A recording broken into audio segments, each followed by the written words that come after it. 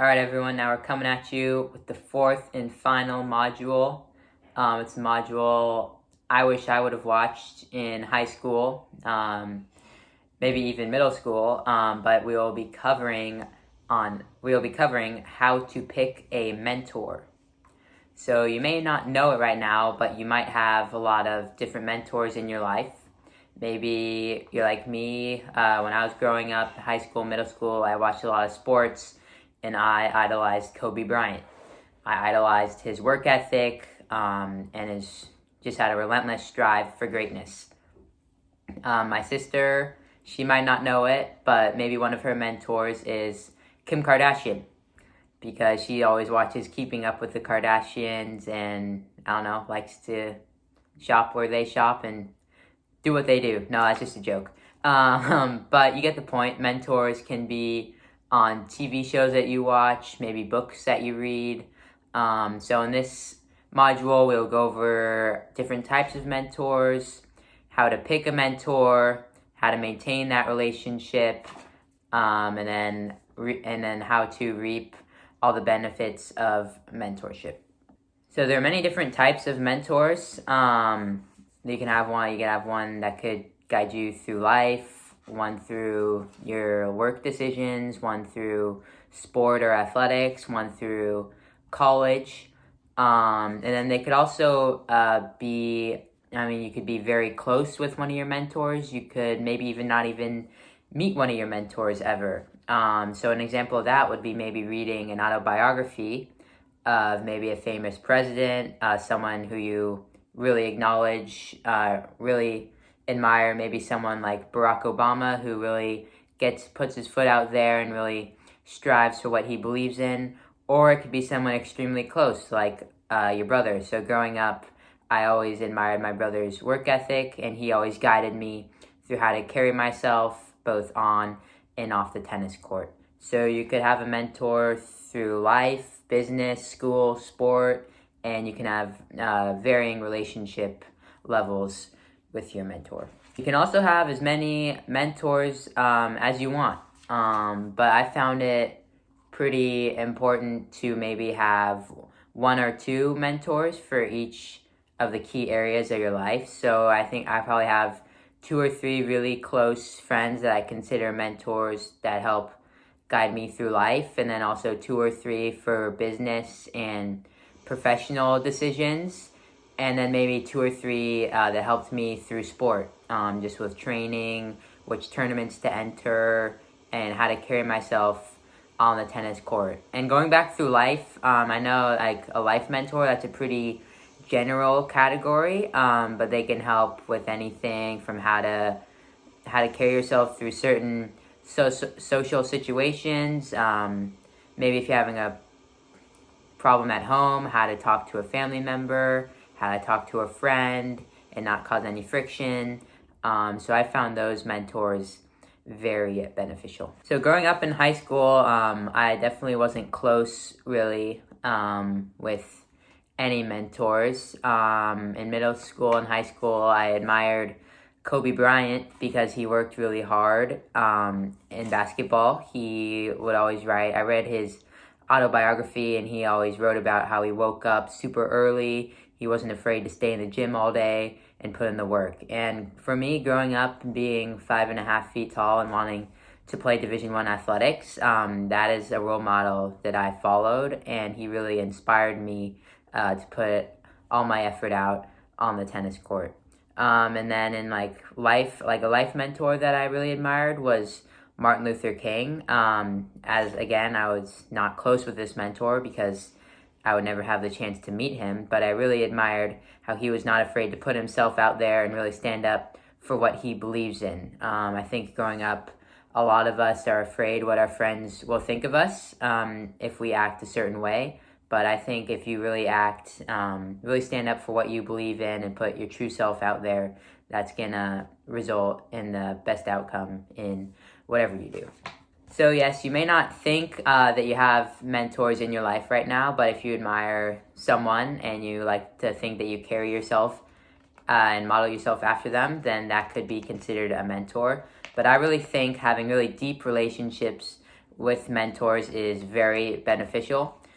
So as I said, currently I have about 2 to 3 mentors for different areas of my life. First being just for everyday life mentors. And then one of these is actually one of my dad's really close friends. He immigrated to the United States from Turkey and then started his own business and is very successful. And he has a very positive outlook on life. He's always encouraging me to try my best in social situations and treat others with respect. And I think because of him and my relationship with him, I've become a lot better person and more happy. Now, another important topic that I said we would cover is how to maintain a mentor. So I found it very important while your mentor does offer you guidance, it's important to offer them something as well. So you may be thinking, oh shoot, I'm just a young kid and they're like 40 years older than me. I can't pay them. There's not much I can really do for them. But there actually is. You just have to be a little creative. So I play tennis, which has been very beneficial. So with my dad's friend that helps guide me through life, I play tennis with him, and my level's a little better than his, but he really enjoys that. And so it's a mutual, we both benefit from the relationship. He gets a good sweat, gets to work on his tennis game, and he provides me the mentorship through a lot of life situations. And in order to maintain that mentorship, I check in with him about once every month, once every 2 weeks, see how things are going, ask if he wants to maybe play tennis, and then get dinner afterwards. So then I can provide him the tennis lessons and the tennis workout, and then afterwards we can get a nice meal, and he can ask me what's up if anything's bugging me. So that gives us a chance to catch up. And then going on to a business or professional or school mentor, I formed a really great relationship with one of my professors in the Haas Business School during my sophomore year. I was introduced to him by our tennis coach, and he actually helped me. He's known for helping all student athletes write essays to help them get into the business school. So while he does meet a lot of different student athletes, I knew I really had to show him that I was really committed to the process and very interested in working hard and putting my best effort forwards. So ever since our first meeting, I made sure to ask a lot of questions and work really hard on my essay drafts to impress him and make sure that his time was very worthwhile. And his advice obviously did help because I got into the business school. But then after getting into the business school, I think enrolling in his course in the school was very important to help keep our mentorship, as I got to see him twice a week and then also schedule additional office hours appointments. And I think scheduling those office hours appointments really showed that I was really interested in his course and his life, and this really helped deepen our relationship because we could talk about stuff outside of the classroom. So this professor, he also owns a private equity firm. So while he has been very helpful in guiding me through the business school, he's told me which classes he recommends and which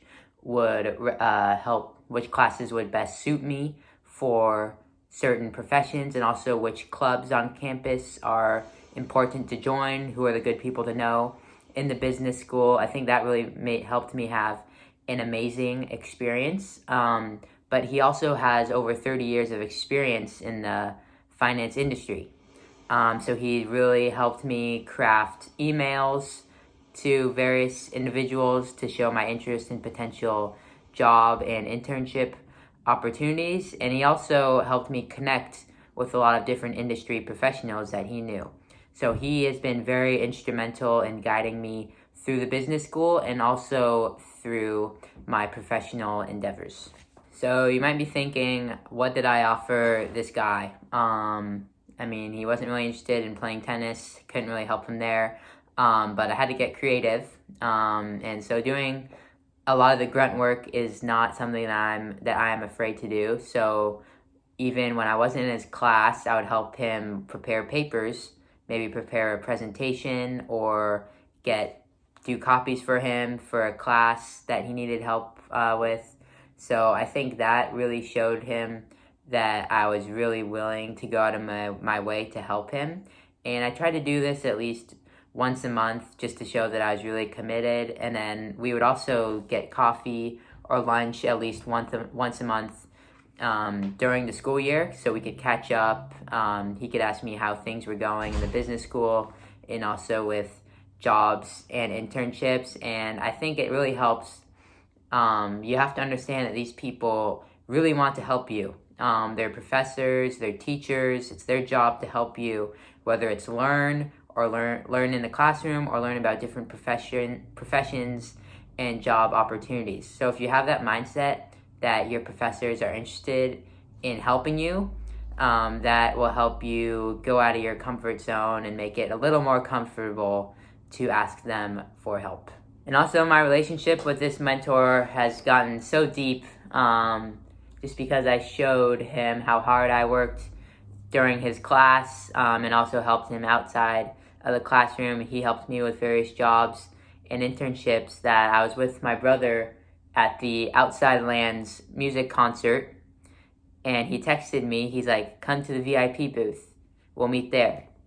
And I was like, okay, maybe we'll just go like get lunch or something or do something. But he's like, oh, come here. And he spent $1,200 on my brother and I and upgraded us to VIP for the Outside Lands music concert. And honestly, we had the best time of our lives. And my brother was really confused. He's like, I had never even met this guy, and he just dropped $1,200 on me. Like, what the heck? And then my brother was like, Steve, that's his name, Steve Etter. Steve, you didn't have to do, like, what are you doing? He's like, oh, this is because your brother, he worked really hard in my class. And so that just goes to show you that hard work and dedication and showing someone that you're really interested in putting out your best effort is very important and can also have unexpected benefits like an upgrade at the Outside Lands music concert. So as maybe you've kind of noticed so far, I've found most of my mentors through a common passion. So with my life mentor, my dad's friend, we both play tennis. So that's a common passion we have. With my school and business mentor, we are both very interested in finance, and it also helps that he is very interested in sport as well. So we share that common bond. Now a third and final area of mentorship that I will cover is maybe a coach that can guide you through sport. So I've played tennis at a very competitive level, and on the tennis team, I would say our head coach is a really great mentor. Maybe his best area of expertise is helping guide us through training on the tennis court, how much to practice each day, inspiring us to always give our best effort to help our teammates succeed. But he's also helped guide us through life and showed us how to treat everyone with respect, whether it's our janitor that cleans our locker room, to a head coach of another team, to even the Southwest flight attendants when we're flying to another match.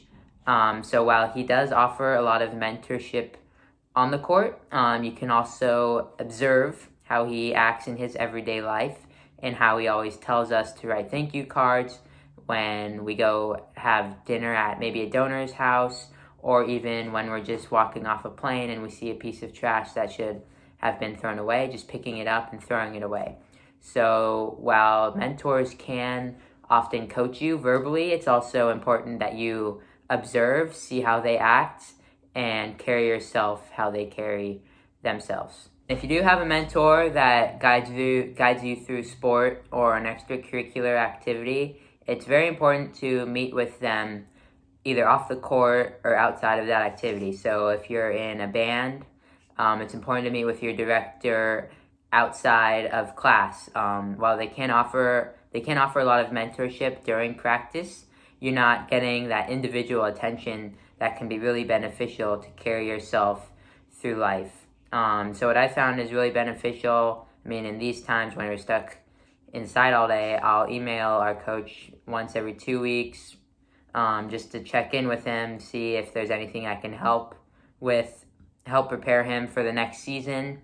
Just because when I was a manager on the team for the last few years, I was always helping him prepare, helping the team prepare for what was next. And in return, I mean, he may not say there's anything I can help with, but just showing that I'm willing to help really helps our relationship, because then I can bounce questions off him, say, oh, like, I'm dealing with this situation at home. How should I carry myself? How should I approach this friend without hurting their feelings?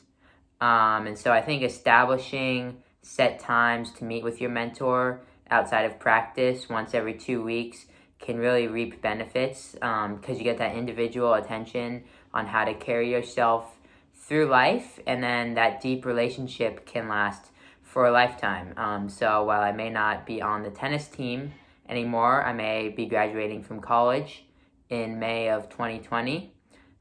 Just continuing that relationship that I established in college and continuing to check in with this mentor after college, we can still have a mutually beneficial relationship that will last a lifetime. All right, so now to recap on our module on picking a mentor, there can be different types of mentor, one for life situations, business, and sport. Those are just 3 of the areas that I've used mentors. You can have varying relationship levels with your mentor. You can be one of your best friends in school. It could be your brother, your mom, but it could also be someone that you might never meet, like Martin Luther King, Kobe Bryant, Bill Gates, you name it. And yeah, so how to find a mentor. Most of my mentors have been through shared passions that I mentioned. So my dad's friend was through tennis, my business mentor through the business school and my passion for finance, and then my tennis coach, obviously, through tennis as well. But if you have a passion for maybe music or, I don't know, the environment, it could be an environmental studies professor, it could be your music director, it could be anything. So I think these mentors will be very interested in helping you and providing their guidance on how to conduct yourself in everyday life and how to best suit yourself for the future.